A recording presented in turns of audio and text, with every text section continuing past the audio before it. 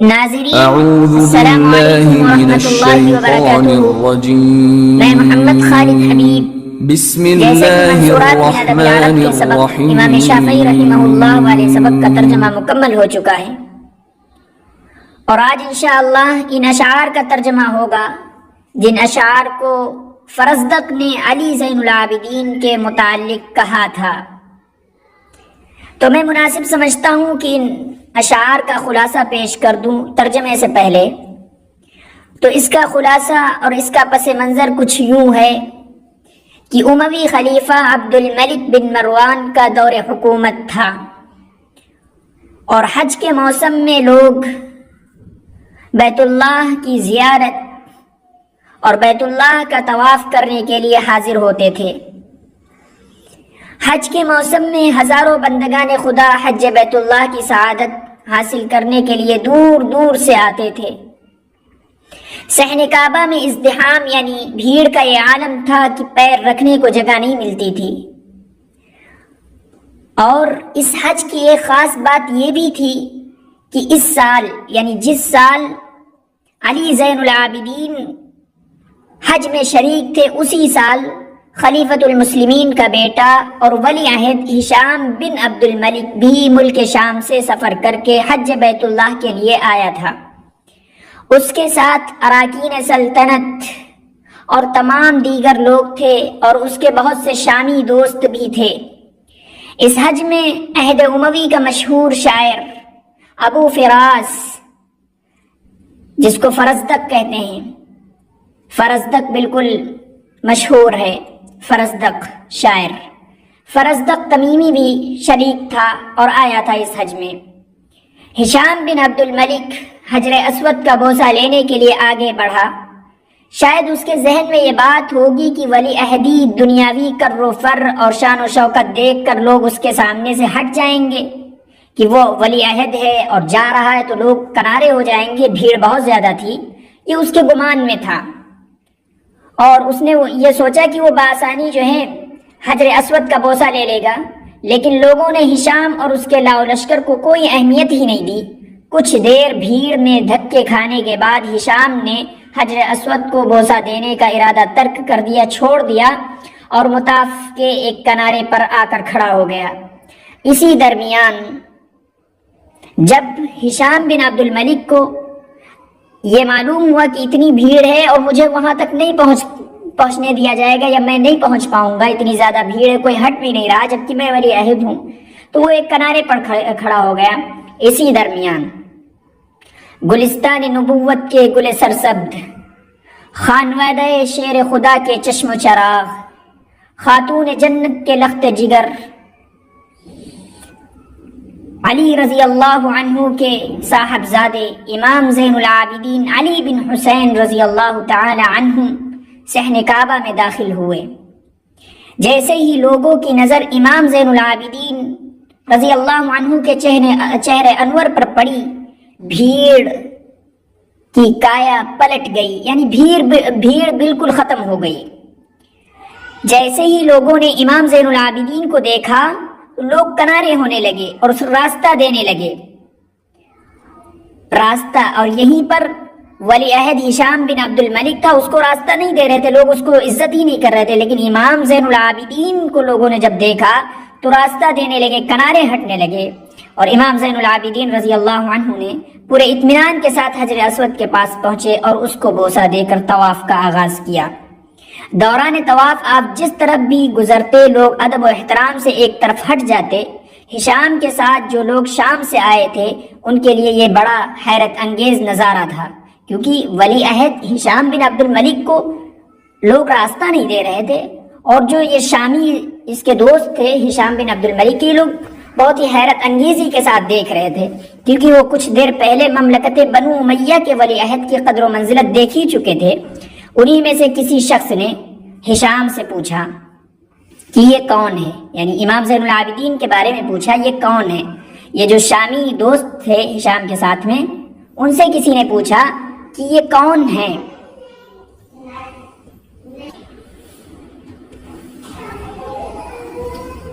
تو جب پوچھا شامیوں نے ہشام سے کہ یہ کون ہے، یہ شخص کون ہے۔ ہشام امام زین العابدین کو خوب اچھی طریقے سے جانتا تھا، پہچانتا تھا، مگر وہ پہلے ہی ان شامیوں کے سامنے خفت محسوس کر رہا تھا۔ اس نے سوچا کہ اگر ان نوجوان کے بارے میں، وہ جو امام زین العابدین ان کے بارے میں بتاؤں گا ان لوگوں کو، تو کہیں شامی انہی کی طرف مائل نہ ہو جائیں۔ یہ سوچ کر اس نے جو ہے بہت ہی اہانت آمیز لہجے میں جواب دیا کہ میں نہیں جانتا ہوں یہ کون ہے۔ ابو فراز فرزدق شاعر جو تھا وہ قریب ہی کھڑا ہوا تھا، اس کو اہل بیت نبوت کے اس گل سرسبد کی یہ اہانت برداشت نہیں ہوئی، یعنی امام زین العابدین کی اہانت برداشت نہیں ہوئی، تو اس نے کہا، اس کی اسلامی غیرت بیدار ہوئی اور وہ شامی کی طرف متوجہ ہو کر بولا کہ میں ان کو جانتا ہوں، مجھ سے پوچھو یہ نوجوان کون ہے۔ فرزدق نے کہا ان شامیوں سے، شامی نے کہا بتاؤ یہ کون ہے۔ فرزدق نے اس وقت امام زین العابدین کی شان میں یہ اشعار کہے تھے، یہ ان اشعار کا پس منظر ہے، اور بہت ہی اچھی طریقے سے اور فصیح و بلیغ انداز میں یہ اشعار کہے تھے، برجستہ سنایا۔ فرزدق نے کہا یہ وہ مقدس شخصیت ہے جس کے نقش قدم کو وادی بطحا یعنی مکہ مکرمہ پہچانتی ہے۔ بسم اللہ الرحمن الرحیم۔ هذا الذي تعرف البطحاء، بطحاء مکہ کی گلیاں یا مکہ مراد لے سکتے ہیں، بطحاء مکہ۔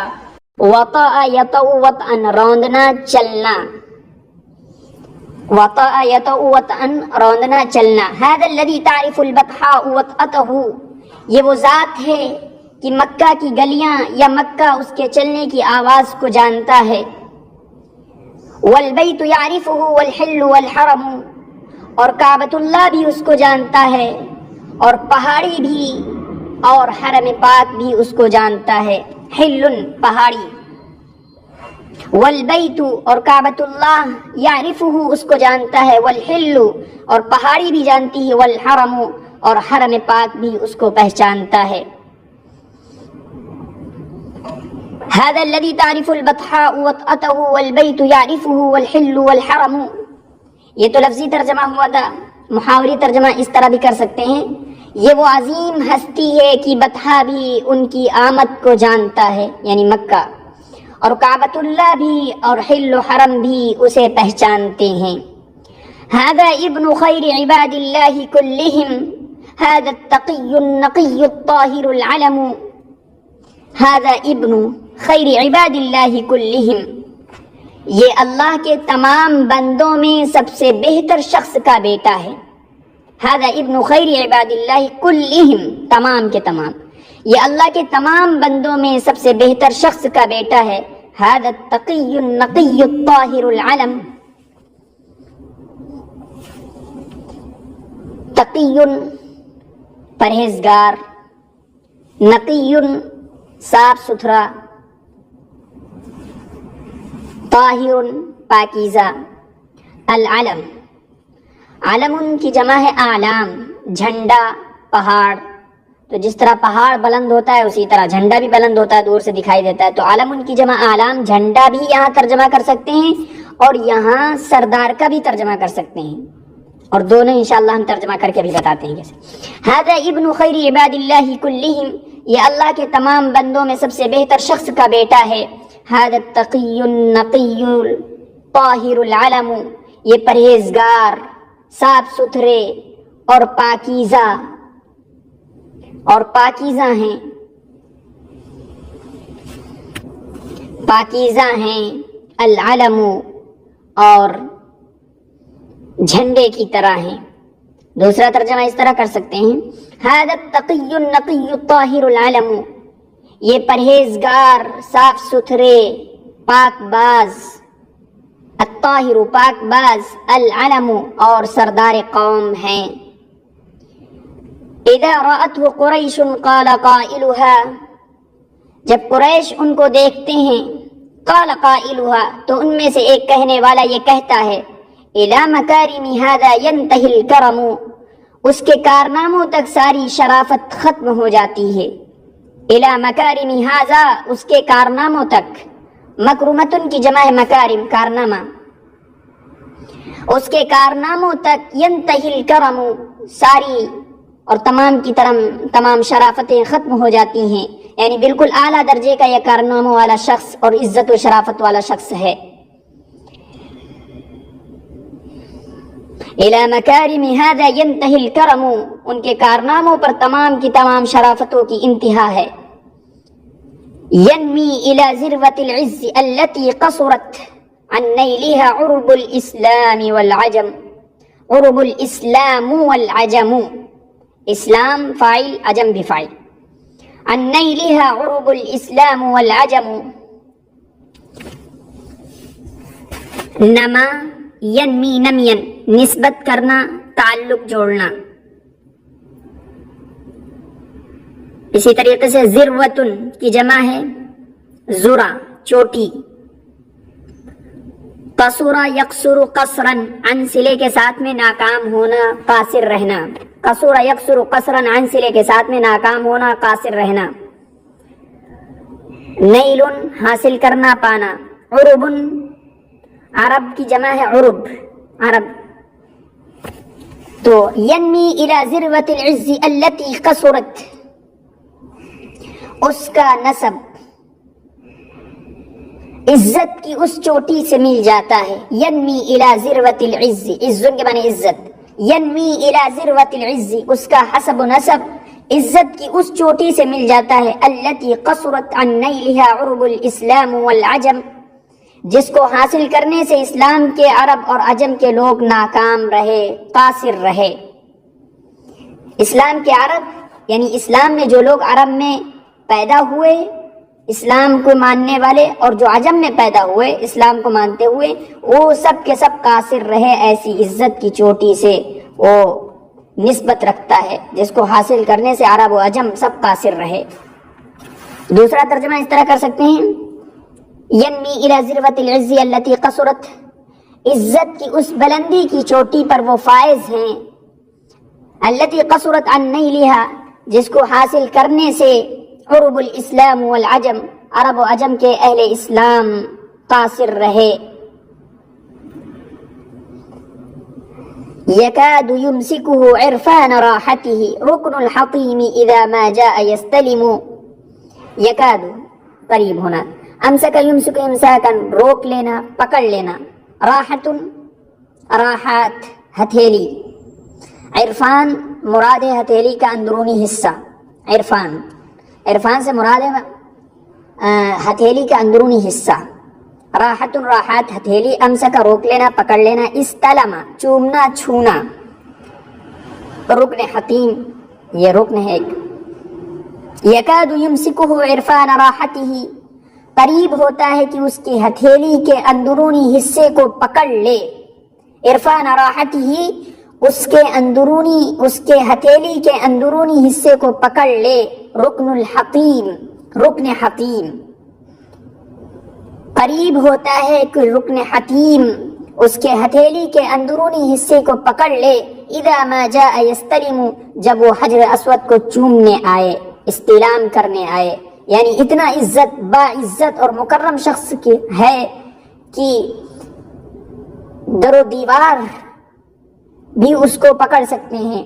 یعنی رکن حتیم، کہیں ڈر لگتا رہتا ہے کہ کہیں رکن حتیم ہی نہ اس کو پکڑ لے. اتنی زیادہ عزت، اتنی زیادہ شرافت، اتنی زیادہ بلند والے ہیں، بلند مقام والے ہیں. فی کفہ خیزران ریحہ عبق من کف اروع فی عرنینہ شمم. فی کفہ خیزران، کفن کفوفن ہتھیلی، خیزران عصا لاٹھی کو کہتے ہیں. عبقن پھوٹ پڑنا، نکل پڑنا. ریحن خوشبو، اروع بہت زیادہ خوبصورت، روعتن سے بنا ہوا ہے. ارنین ناک کی ہڈی، یہ جو ایک ناک کی نرم ہڈی ہوتی ہے اس کے بعد میں ایک جو ہڈی ہوتی ہے اس کو کہتے ہیں ارنین. شمم بلندی. فی کفہ خیزران ریحہ عبق من کف اروع فی عرنینہ شمم. اس کے ہاتھ میں عصا ہوتا ہے. فی کفہ خیزران، اس کے ہاتھ میں عصا ہوتا ہے. ریحہ عبق، جس کی خوشبو نکلتی رہتی ہے، پھوٹتی رہتی ہے. من کف اروع فی عرنینہ، یہ دراصل عبقن کے بعد میں جو من ہے یہ من ہے، من نہیں من ہے. عبق من کف اروع فی ارنینہ شمم، کہ اس کے ہاتھ میں ایک عصا ہوتا ہے جس کی خوشبو نکلتی رہتی ہے، من کف، ایسی ہتھیلی سے، ایک ایسی ہتھیلی سے نکلتی رہتی ہے، اروع فی ارنینہ شمم، جس کی ناک کی ہڈی کی بلندی زیادہ خوبصورت ہوتی ہے۔ دوسرا ترجمہ اس طرح کر سکتے ہیں، ان کے ہاتھ میں ایک ایسی لکڑی عصا ہوتا ہے جس کی ہوا، ریحن کے معنی ہوا بھی ہوتے ہیں اور خوشبو کا بھی ترجمہ کر سکتے ہیں، تو دوسرا ترجمہ ہم ہوا کا کر رہے ہیں، جس کی ہوا خوشبودار ہے، عبیقن، خوشبودار ہے، من کف اروع، ایسے بارونق شخص کی ہتھیلی سے، اروع، ایسے بارونق شخص کی ہتھیلی سے، فی عرنینہ شمم، من کف اروع، ایسے شخص کی ہتھیلی سے، فی عرنینہ شمم، حسن، جس کی ناک حسن و ہموار کے ساتھ بلند ہے، حسن و ہموار کے ساتھ میں بلند ہے، حسن کے ساتھ میں اور بالکل سیدھی کے ساتھ میں بلندی میں ہے۔ یغزی حیاء ویغزا من مہابتہ، اغزا یغزی اغزاء جھکانا، مہابت روب ڈر، یغزی حیاء ویغزا من مہابتہ، وہ شرم و حیا کی وجہ سے اپنا سر جھکائے رکھتا ہے، ویغزا من مہابتہ، اور اس کے روب اور ہیبت کی وجہ سے لوگ اپنے چہرے کو جھکائے رہتے ہیں، من مہابتہ، اس کے روب و دبدبے کی وجہ سے لوگ اپنے چہرے کو جھکائے رہتے ہیں۔ فلا یکلم الا حین یبتسم، اس سے بات نہیں کی جا سکتی مگر اسی وقت جس وقت وہ مسکراتا ہے، یعنی کسی کو آنکھ ملانے کی ہمت نہیں ہوتی وہ، اور وہ حیا کی وجہ سے اپنی نگاہیں نیچی رکھتے ہیں، لیکن باقی لوگ اس کے ڈر اور ہیبت کی وجہ سے اپنی نگاہیں نیچی رکھتے ہیں، اور اس سے بات کرنے کی گنجائش اور اجازت نہیں ہوتی ہے، لوگ ڈرتے ہیں، بات نہیں کر سکتے، لیکن اسی وقت جب وہ ہنس رہے ہوں، لیکن جب لوگ دیکھتے ہیں ماحول خوشگوار ہے اور بات ہو سکتی ہے تو بات کر لیتے ہیں، ورنہ روب ایسا ٹپکتا ہے کہ کسی کے اندر ہمت نہیں کرنے کی، یعنی جرأت نہیں ہوتی کہ ان سے صرف بات کریں، لیکن اس وقت بات ہو سکتی ہے جب وہ مسکرا رہے ہوں۔ ینشق نور الہدی عن نور غرتہ، انشق ینشق انشقاقا، پھٹنا نکلنا، غرۃ سفیدی، غرۃ سفیدی، ہاں سفیدی، ینشق نور الہدی عن نور غرتہ، ہدایت کا نور، ہدایت کی روشنی نکلتی ہے اس کے پیشانی کے نور سے، عن نور غرتہ، اس کے پیشانی کے نور سے، یعنی اس کی پیشانی کی روشنی سے ہدایت کا نور نکلتا ہے۔ کالشمس تنجاب عن اشراقها الظلم، جیسے کہ سورج، اس کی روشنی سے تاریکیاں کٹ جاتی ہیں، چھٹ جاتی ہیں۔ تنجاب، انجاب ینجاب انجیابا، کٹ جانا، کھسک جانا، اسی لیے جیب کو جیب کہا جاتا ہے کیونکہ وہ کاٹ پیٹ کر لگائی جاتی ہے، جیسے کہ جاب الصخر بالواد، پتھروں کو کاٹ کر لاتے تھے۔ اور اصلاً غرۃن، اس سفیدی، یعنی عام طور سے اس کو کہتے ہیں وہ گھوڑا جو پورا کالا ہو اور اس کے سر پر سفیدی ہو جس سے وہ ظاہر اور عیاں ہوتا ہو، اس کو کہتے ہیں، لیکن غرۃن یہاں پیشانی کے سفیدی کو بھی کہہ دیتے ہیں۔ تو اس کے پیشانی کے نور سے، اس کے پیشانی کی روشنی سے ہدایت کا نور نکلتا ہے،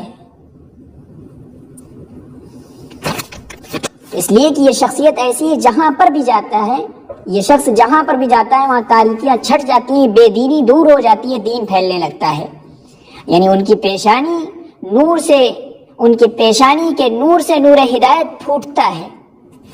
کالشمسی، سورج کی طرح، تنجاب ان اشراقها، جس کی روشنی سے، اشراق روشنی، جس کی روشنی سے تاریکیاں چھٹ جاتی ہیں، دور ہو جاتی ہیں۔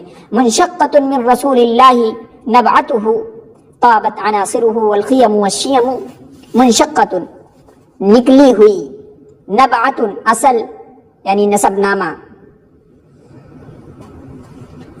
اس کی اصل، منشقۃ، نبعتہ، اس کی اصل رسول اللہ صلی اللہ علیہ وسلم سے نکلی ہوئی ہے، یعنی اس کا نسب نامہ، اس کا نسب نامہ رسول اللہ صلی اللہ علیہ وسلم سے نکلا ہوا ہے، طابت عناصرہ والخیم والشیم، اس کی تمام بنیادی چیزیں، عناصر کہتے ہیں بنیادی چیزوں کو، اس کی تمام بنیادی چیزیں خوشگوار ہیں، والخیم پاکیزہ ہیں، والشیم اور خوبیوں والا۔ شیمتن کی جمع شیم اچھی عادات، خیمتن کی جمع خیم خوبی، طاب یطیب طیبا اچھا ہونا، خوشگوار ہونا۔ عناصر کہتے ہیں اصلاً عناصر جسمانی،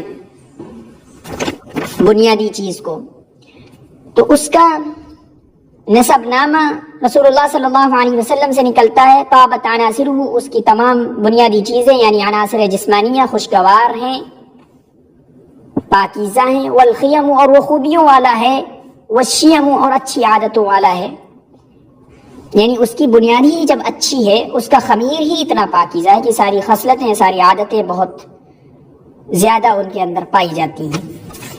فَلَيْسَ قَوْلُكَ مَنْ هَذَا بِظَائِرِهِ، بِظَائِرِهِ، زَارَ يَزِيرُ زَيْرًا نقصان کرنا، زائر نقصان کرنے والا، بگاڑنے والا، تو کہتے ہیں کہ فَلَيْسَ قَوْلُكَ مَنْ هَذَا بِظَائِرِهِ، تو تمہارا یہ کہنا کہ یہ کون ہیں، یعنی یہ فرزدق شامیوں سے کہہ رہے ہیں، تو تمہارا یہ کہنا کہ یہ کون ہیں، بِظَائِرِهِ، اس کا کچھ نقصان کرنے والا نہیں، یعنی تم یہ جو کہہ رہے ہو کہ یہ کون ہے میں نہیں جانتا، فرزدق ابن ہشام سے کہہ رہا ہے کہ تم یہ جو کہہ رہے ہو کہ میں نہیں جانتا یہ کون ہے، تو تمہارا یہ کہنا اس کا کچھ نقصان کرنے والا نہیں۔ اصلاً عبارت ہے من ہاذا، من ہاذا لیس قولک بظائرہ، اس طرح کی، یہ کون ہے، تمہارا یہ کہنا اس کو کچھ نقصان پہنچانے والا نہیں ہے، تمہارا یہ کہنا کہ یہ کون ہے لیس بظائرہ، تو اس کو یہ بات، یہ کہنا یعنی کون ہے، یہ کچھ نقصان پہنچانے والا نہیں ہے، اس کی عزت پر ذرہ برابر فرق آنے والا نہیں ہے، تم کتنا بھی کہو یہ کون ہے میں نہیں جانتا، یہ جو میں نہیں جانتا یہ کتنا بھی کہہ لو، لیکن اس کی عزت پر حرف آنے والا نہیں، کیونکہ اس کی عزت پر فرق کیوں نہیں آئے گا، عرب بھی اس کو جانتے ہیں، عجم بھی اس کو جانتے ہیں۔ العرب تعرف من انکرت والعجم، عرب بھی اس کو جانتے ہیں جس کا تم انکار کر رہے ہو، والعجم اور عجم بھی جانتے ہیں، یعنی جن کو تم نہیں پہچان رہے ہو ان کو عرب و عجم سب جانتے ہیں۔ سہل الخلیقۃ لا تخشى بوادرہ، یعنی سب کے نزدیک وہ معروف و مشہور ہیں، صرف تمہارے اس کہنے سے وہ کیا نام ہے الگ نہیں ہو جائیں گے۔ بادرتن کی جمع ہے بوادر، یہ اصلاً کہتے ہیں اس وقت کو کہ غصے کی ابتدائی حالت میں انسان جو عمل کرتا ہے اس کو بادرہ کہتے ہیں۔ زان یزین زینتن، سجانا، مزین کرنا۔ سہل الخلیقۃ لا تخشى بوادرہ، بہت ہی نرم تربیت والا ہے، سہل الخلیقہ بہت ہی نرم طبیعت والا ہے، لا تخشى بوادرہ، اس کے غصے سے ڈرا نہیں جا سکتا، اور دوسرا ترجمہ اس طرح کر سکتے ہیں ایسے نرم خصلت والے ہیں کہ ان کے غصے میں خوف نہیں معلوم ہوتا اور جاہ و جلال کا خطرہ اس سے محسوس نہیں کیا جا سکتا۔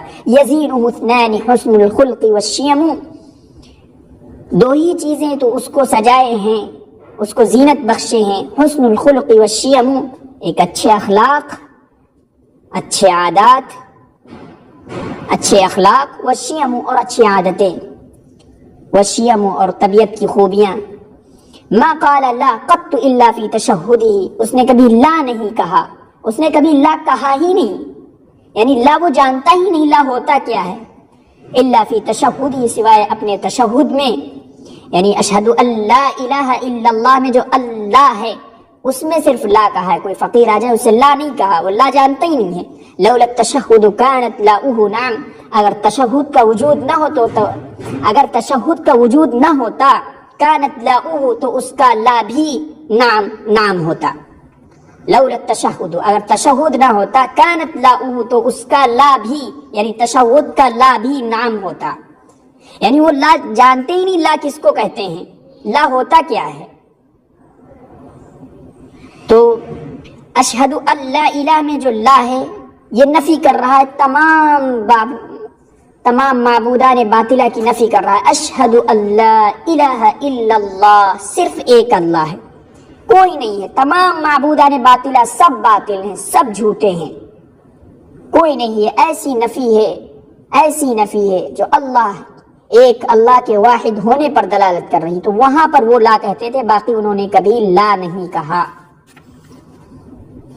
پیچھے جو عبارت ہے ھذا التقی النقی الطاہر العلم، تو اس میں ایک تو سردار قوم کا ترجمہ کر سکتے ہیں اور دوسرا بلند مقام کا آدمی ہے، یہ پاک باز، یہ پاکیزہ، یہ پرہیزگار، پاکیزہ۔ ھذا التقی یہ پرہیزگار، النقی صاف ستھرے، الطاہر اور پاکیزہ، العلم اور بلند مقام کے آدمی ہیں، بلند مقام کا شخص ہے۔ اور دوسرا اس طرح میں نے ترجمہ کیا تھا، یہ پرہیزگار، صاف ستھرے اور پاک باز اور سردار قوم ہیں، دونوں ترجمے ہو سکتے ہیں۔ عابقن پھوٹنا، خوشبو نکلنا، کسی چیز سے خوشبو نکلتی ہے تو اس کو عابق کہتے ہیں۔ من کفی، من ہے من نہیں، من کفی اروع، روعتن سے بنا ہے اروع، اس میں تفضیل بہت زیادہ خوبصورت۔ ویڈیوز کو لائک کریں اور ترجمے کے متعلق اپنی رائے کا اظہار کریں کمنٹ میں، چینل کو سبسکرائب کریں اور مزید ویڈیوز کے لیے ہمارے چینل پر بنے رہیے۔ السلام علیکم ورحمۃ اللہ وبرکاتہ۔